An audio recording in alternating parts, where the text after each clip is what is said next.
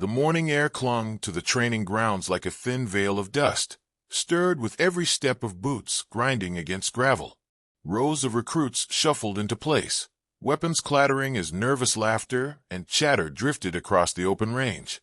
Some carried themselves with the rigid stiffness of freshly learned posture, while others wore the cocky swagger of men and women who thought they had already proven something by merely showing up. Amid the noise, one figure walked in silence. Sophia Kane. Her boots touched the ground with the rhythm of someone who didn't need to announce herself. Her eyes, steady and forward, cut through the noise, without so much as a flicker of distraction. Most recruits clutched their rifles against their chests, strapped by regulation mounts that instructors had drilled into them since day one. But not Sophia. Her rifle hung diagonally across her back, its weight resting with an odd familiarity, almost as if the weapon had grown out of her spine. The moment she appeared, the whispers began. Recruits exchanged smirks and raised eyebrows. One of them, Michael Harris, nudged his friend with a laugh. "Look at that. Who taught her to carry it like that? Her boyfriend?" The remark was followed by a round of stifled chuckles, the kind of laughter that thrives in groups where courage hides behind mockery. Another chimed in, leaning just enough for his voice to carry. "Maybe she thinks she's in some video game. That's not how real soldiers carry their rifles." The laughter grew louder, fed by the collective need to tear down what they didn't understand. But Sophia did not flinch. She neither smiled nor frowned, neither corrected nor defended. She simply stood there, still as a mountain carved into stone, her weapon slung in defiance of every expectation around her. If their mockery reached her, it found no purchase. Silence was her shield, and patience her weapon. The others clattered with gear, adjusting straps, shifting rifles, and fidgeting with sidearms. Sophia carried her equipment as though it was part of her skeleton, an extension of her body rather than a burden. Her sidearm, unlike the others, wasn't positioned as a backup. It was placed with deliberate care, ready to be drawn as a primary. To most, it looked careless, even laughable. To her, it was survival written in steel and memory. The range instructor, Robert Cole, stood at a distance with his arms folded. His eyes, sharpened by decades of service, swept over the line of recruits. Most were easy to read, nervous, eager, or arrogant. But then his gaze settled on Sophia, and something shifted. While the recruits saw only a mistake, Cole saw something else, something that stirred recognition deep in his chest. The way she mounted her rifle wasn't an accident. It wasn't rebellion. It was intent. The crossbody sling, the low-profile optics, the precise alignment of the laser sight, these were not the choices of a beginner. They were the choices of someone who had carried a weapon through places where regulation could get you killed. Someone who had learned to adapt not for efficiency, but for survival. Cole's eyes narrowed. He had seen this setup before, years ago, in units that operated in terrain where standard procedure became a liability. Vertical cliffs, urban ruins, hostile valleys, where the margin between life and death was measured in seconds and inches. Only a certain kind of operator trained that way, and only under circumstances the public would never hear about. Meanwhile, the recruits grew bolder in their mockery. Harris whispered louder, "Bet she'll drop that thing the moment the shooting starts." More laughter followed, sharp and cutting, like hyenas circling something they didn't understand. Still, Sophia remained unmoved. She stood in silence, her eyes fixed on the horizon, waiting, not for permission, not for acknowledgement, but for inevitability. She knew the moment would come when someone forced her hand, and when it did, silence would prove louder than their words. The noise along the line quieted as Instructor Cole began his slow walk across the gravel. The sound of his boots carried authority, each step silencing laughter before it could take root again. He stopped beside Sophia, his shadow falling across her figure. Every recruit held their breath, waiting for the reprimand they believed was coming. Cole leaned closer, his voice low enough that only she could hear. Only Rangers train like that. The words hung between them like smoke after a gunshot, invisible but undeniable. Sophia's eyes met his, steady and unwavering. For just a moment, there was recognition, a silent understanding between two people who had walked through places the others could not imagine. Then it was gone. Cole straightened, turned, and walked back down the line as though nothing had been said. But everything had changed. The recruits no longer laughed. They no longer smirked or whispered. The air shifted, heavy with the realization that what they had mocked might hold a weight beyond their comprehension. Sophia Kane was no longer just a girl with a strange rifle mount. She was something else. Someone who carried secrets in the way she moved, scars etched into silence, and a story none of them yet understood. That morning, her legend began, not with a shot fired, but with a silence held. The range drills began, echoing with the sharp crack of rifles firing in sequence. Recruits strained to prove themselves, their shots scattering across targets like desperate declarations of competence. Some cursed under their breath when rounds missed the mark. Others celebrated small victories with cocky smirks. It was the familiar chaos of raw recruits trying to master a skill that, to them, still felt foreign. Sophia Kane, however, moved differently. Her stance was not the stiff, textbook form taught in manuals. It was fluid, balanced, and alive. She shifted her weight like a dancer tracing an unseen rhythm, each step deliberate, each movement economized. Her weapon seemed less like a tool and more like an extension of her body. The recoil that knocked others off balance barely moved her shoulders. When the smoke cleared, her shots clustered tightly together, holes forming almost the same circle in the paper target. The recruits around her noticed.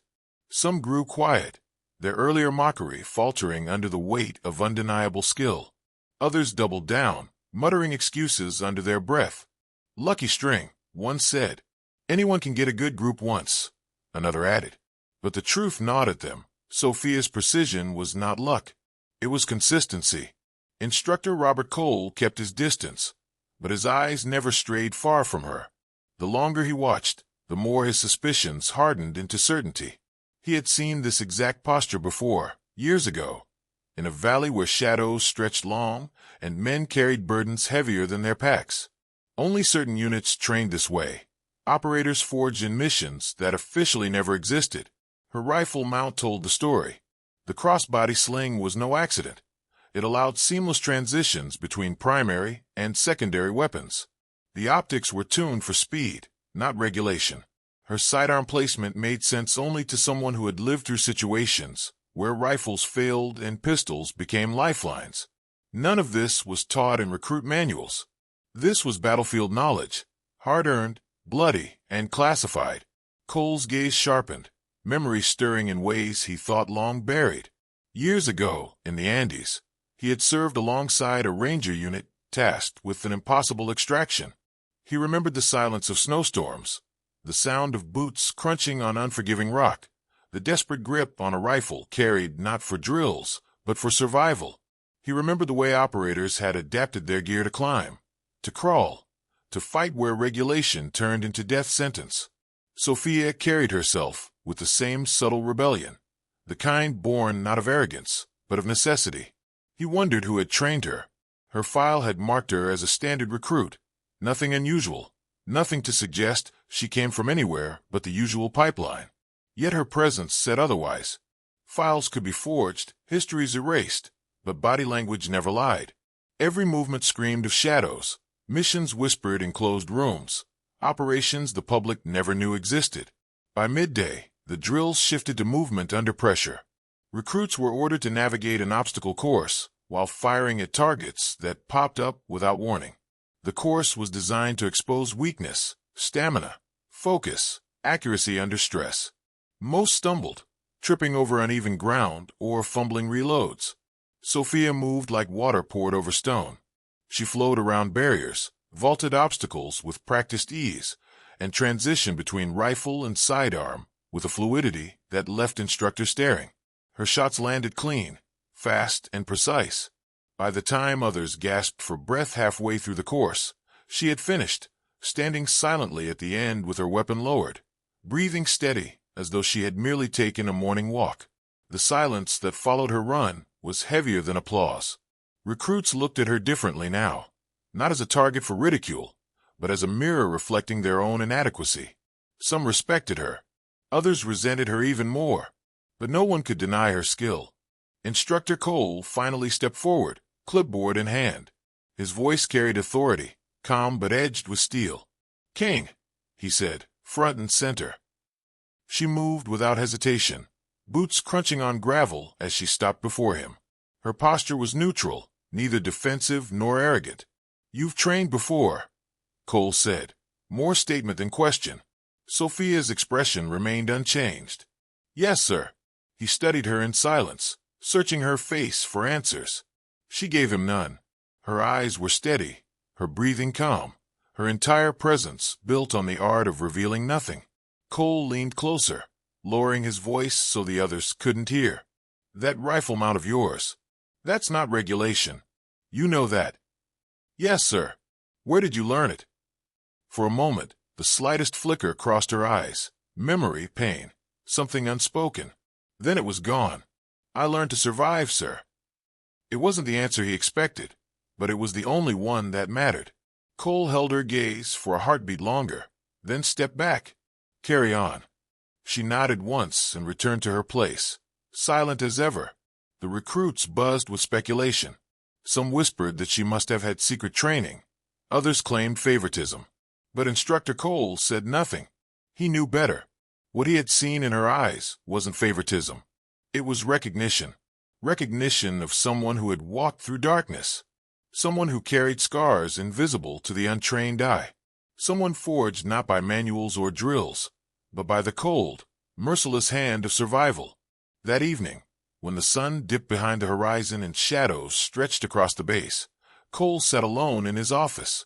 He opened Sophia's personnel file again, flipping through the pages filled with routine details. Birthplace, basic education, clean record. Nothing unusual. Nothing that explained the operator he had seen today. But he knew. Files could lie. Shadows could not. And Sophia Kane was a shadow walking in daylight. The first time Sophia truly understood the difference between regulation and survival was not on the training field. It was high in the Andes, 3 years before her name ever appeared on a recruit roster. The air there was a living thing, thin and sharp, clawing at lungs with every breath. Frost coated the jagged rocks, glittering faintly in the half-light of dawn. Boots slipped on loose shale, fingers numbed on steel grips, and every step carried the weight of exhaustion heavier than the packs strapped to their shoulders. Her unit was small, just 7 operators tasked with an extraction that, officially, never happened. They had been dropped into the mountains under cover of night, their orders whispered in corridors far from the world's eyes. Bring out the wounded. Do it quietly. Leave no trace. No support. No cavalry waiting in the wings. Only the mountains, the silence, and them. The plan unraveled within hours. An ambush on a ridgeline shredded their formation, scattering the team under a rain of gunfire. Sophia remembered the deafening crack of rifles echoing off stone, the smell of cordite mixing with snow, and the brutal impact of a round tearing into Captain John Mercer's shoulder. He went down hard, blood staining the white earth, his voice tight with pain as he barked orders that carried more grit than strength. The radio was dead, jammed or useless. It didn't matter. Extraction was no longer a plan on paper. It was survival written in blood and bone. Sophia hoisted Mercer onto her back. The weight of a full-grown man added to the burden of gear already threatening to crush her. Every step became a test of will. Regulation said rifles should stay chest-mounted, but regulation hadn't accounted for climbing cliffs with one hand while holding the lifeline of a wounded commander with the other. She shifted her rifle to her back, diagonally, across her spine, freeing her chest and arms to carry him. That decision saved them. It gave her balance on the sheer rock, gave her hands the freedom to grab rope, ice, or the cold edge of stone when the path dissolved into nothing. Her sidearm, slung low and forward, became her lifeline. When shadows flickered on the ridges, militia hunting them, knowing they were wounded, she didn't fumble with a primary weapon impossible to swing under the weight of Mercer. She drew fast, fired faster, and kept moving. The others followed her lead, adapting gear on the fly, casting aside manuals drilled into them in favor of instincts sharpened by desperation. Hours bled into days. Snowstorms rolled over the mountains, wind shrieking in their ears, vision narrowed to the few feet ahead of them. Food dwindled to crumbs, water to melted ice scraped from rocks. Yet Sophia pressed on, Mercer's groans fading into silence as he drifted in and out of consciousness. 47 hours. That was how long she carried him, through frozen valleys, across rivers choked with ice, over cliffs slick with sleet. Sleep became a myth. Pain became constant. Her shoulders burned, her legs shook, her breath rasped in ragged bursts. But she did not stop. She would not stop. Somewhere in those endless hours, Sophia learned the truth. Survival was not about following rules. It was about breaking them with precision. Regulation demanded order, but life demanded adaptation. A rifle carried across the chest might look neat in inspection lines, but in the chaos of real war, it was dead weight in the wrong place, at the wrong time. She carried hers differently because she had no choice. And that choice meant Mercer lived to see another dawn. When they finally stumbled into the extraction point, a ruined shepherd's hut hidden at the base of a valley, they were ghosts more than soldiers. Faces hollow, eyes glazed, bodies broken by exhaustion. But they were alive. Sophia lowered Mercer onto the cold floor, her arms trembling too violently to even unclip her sling. She sat against the wall, rifle still across her back, sidearm heavy on her hip, and closed her eyes. The mission never appeared in any report. The unit was dissolved soon after, names scattered into bureaucratic shadows. Officially, it had never happened. No medals, no commendations, no speeches. Only silence. But Sophia carried it all with her. The memory of gunfire echoing against cliffs, the weight of Mercer's body on her shoulders, the frost in her lungs, the ache in her bones. She carried the knowledge that rules written in offices far from the battlefield could never replace the brutal lessons carved into her muscle memory. And so, when she stepped onto the training range years later, recruits laughed at her rifle mount. They didn't know the truth. They didn't know that every strap, every angle, every placement had been forged in mountains where death was only a misstep away. For Sophia, it wasn't about looking different. It was about never forgetting what had been survived. The weeks after the first range drill reshaped everything. What began with whispers of mockery slowly transformed into whispers of something else. Curiosity, unease, respect. Recruits who once laughed at Sophia Kane now stole glances when she passed, wondering who she really was. Her silence unnerved them more than any barked order from an instructor. She didn't need to argue or prove herself with words. Her actions were enough. During live-fire exercises, Sophia's accuracy spoke volumes. Targets that took others 3 or 4 rounds to neutralize fell to her in a single, clean shot. On night courses, where recruits stumbled through darkness and cursed at hidden obstacles, she moved like a ghost. Her eyes cut through shadow, her body gliding with a patience that turned chaos into rhythm. Instructors who timed her runs shook their heads in disbelief as she cleared sectors in half the regulation time. By the second month, Instructor Robert Cole had begun using her footage as an example. He never announced it outright, never praised her in front of the others. But in private sessions, he replayed her simulated breach operations frame by frame, pointing out how her movements flowed with efficiency and control. Even seasoned veterans found themselves learning from the way she moved. The nickname started small. At first, it was a half-joking murmur among recruits who didn't know how else to describe her. She moves like a shadow. The phrase spread quietly, traded in mess halls, and whispered in barracks. Soon it became shorthand Shadow. Not Kane, not Sophia, just Shadow, a name that carried both awe and caution. Sophia never acknowledged it. If she heard it, she gave no sign. She carried her weapon the same way, trained the same way, and remained silent while others searched for meaning in her presence. For her, the name was irrelevant, but for those around her, it became legend. Recruits warned newcomers not to laugh at her rifle setup, not to mistake her silence for weakness. They spoke of her with a mix of reverence and fear, like she was something more than human, something forged in a place none of them could reach. Graduation loomed, and with it came the weight of proving who belonged and who didn't. The final trials were brutal by design. Endurance marches through unforgiving terrain, tactical puzzles that tested decision-making under stress, and live combat simulations where mistakes carried consequences measured in shame, if not injury. Many recruits broke during those weeks, stripped of the bravado they once flaunted. Sophia endured without complaint. Her face betrayed no exhaustion, her movements no hesitation. She carried packs heavier than most, crossed rivers waist-deep, with gear clutched above her head, and navigated terrain as though the earth itself guided her steps. When others faltered, she remained steady, not out of pride, but because quitting was a concept she had buried long ago in the Andes. On the final day, during the flag presentation, families and dignitaries gathered under the swelling chords of ceremonial music. The recruits stood in formation, uniforms pressed, eyes forward, each one carrying the weight of months of trial. Applause rolled across the parade ground as names were called and certificates handed over. Sophia stood in silence, as always. Her hands rested at her sides, rifle strapped diagonally across her back. Most eyes in the crowd passed over her, but not all. Near the back, among the rows of cheering families, a figure stood still. Civilian clothes, plain and unremarkable. No insignia, no salute. Only eyes, steady, locked on hers. For a moment, the world around her faded. The music, the applause, the voices. All that remained was that gaze, heavy with recognition. The stranger gave the smallest nod, precise and deliberate, the kind of gesture only someone who had walked the same roads would understand.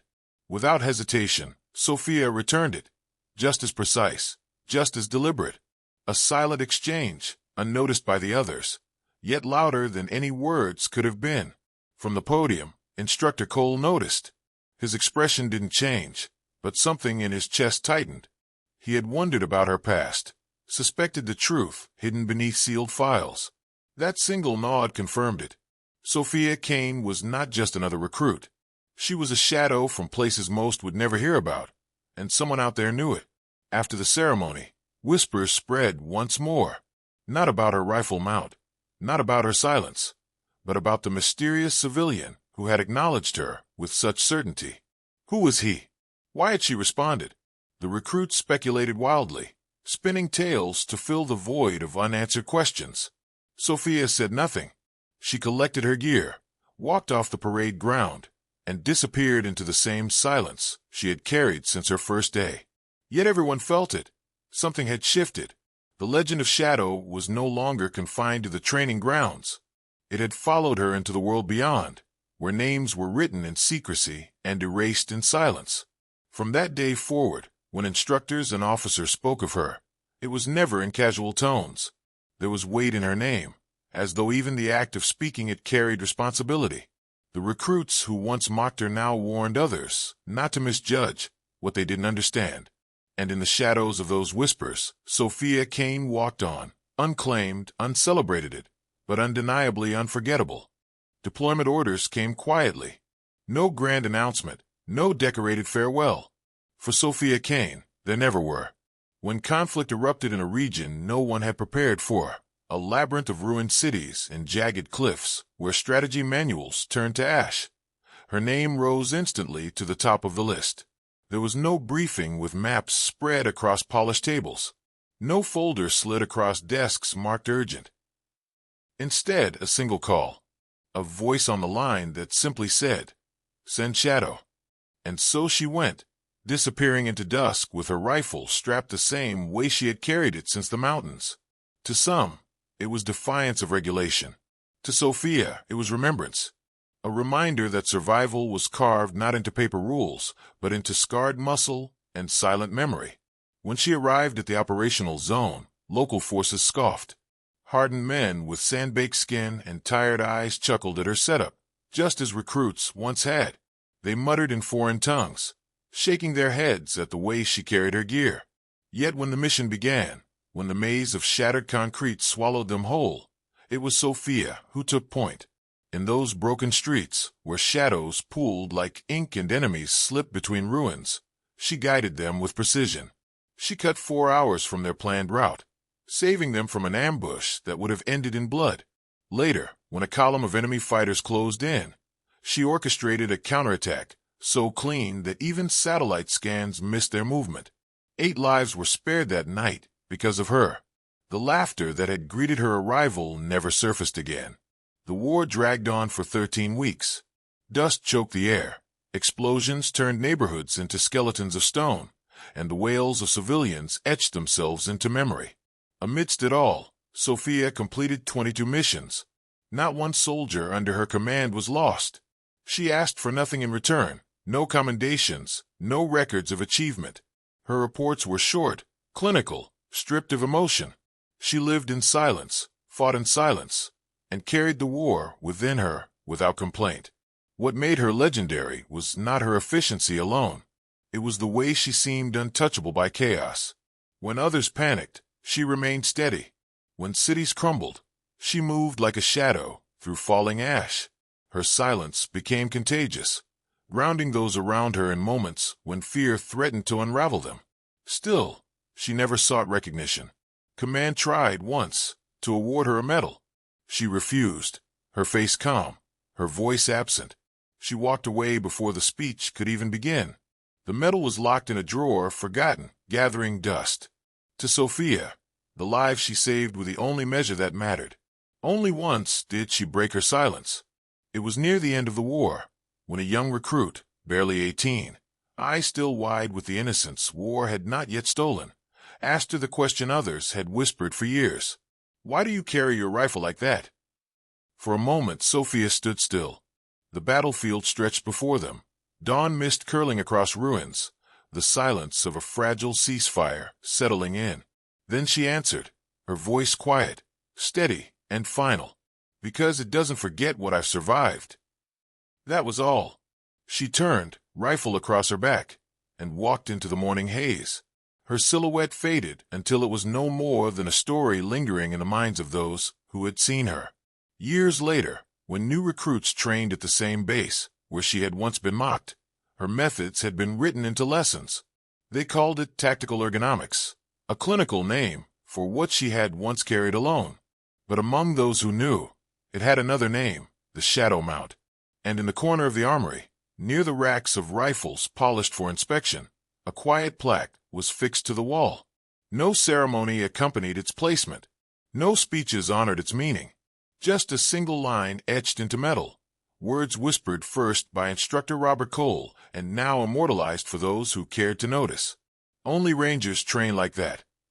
The plaque bore no name, no photograph, no record of who it honored, but for those who had walked in darkness, for those who had survived because of her, the absence of detail made sense. Shadows do not crave recognition. They do not live for glory. They exist to protect, to endure, to carry silence where others cannot. Sophia Kane's story was never told in official histories. Her missions remained buried in classified files, but her presence lived on in the silence she left behind, in the way new soldiers learned to carry their rifles, in the whispers that followed them into the field. Some legends are written in medals and carved on monuments. Others, the most powerful ones, live only in silence, carried like scars no one sees.